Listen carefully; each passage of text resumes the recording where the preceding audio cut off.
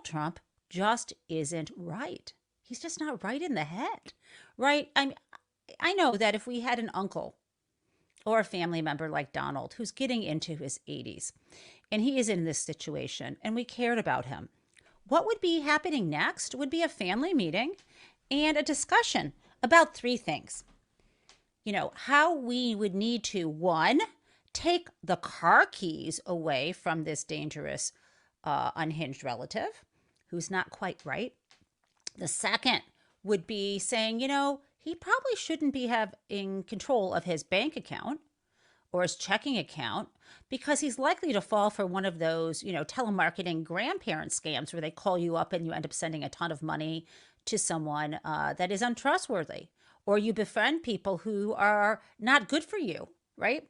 And third, we'd want to make sure there were no dangerous weapons nearby because someone who's not right can kind of be unpredictable and become suddenly violent.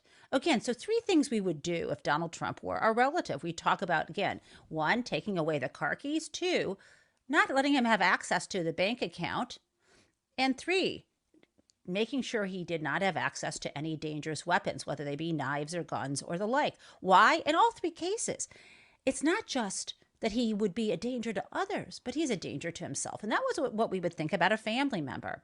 So it's really weird, as far as I'm concerned, that we'd be letting Donald Trump have access to the keys to the White House, to the U.S. Treasury and its unlimited funds, as well as what he was saying yesterday. He wants to control the Fed, which is supposed to be an independent body, independent of politics.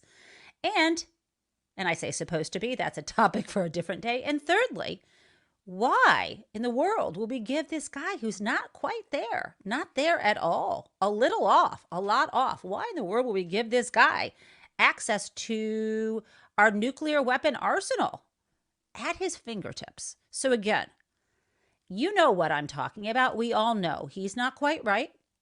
And it's time to, again, no keys to the White House, no access to the US Treasury, and no access to dangerous weapons.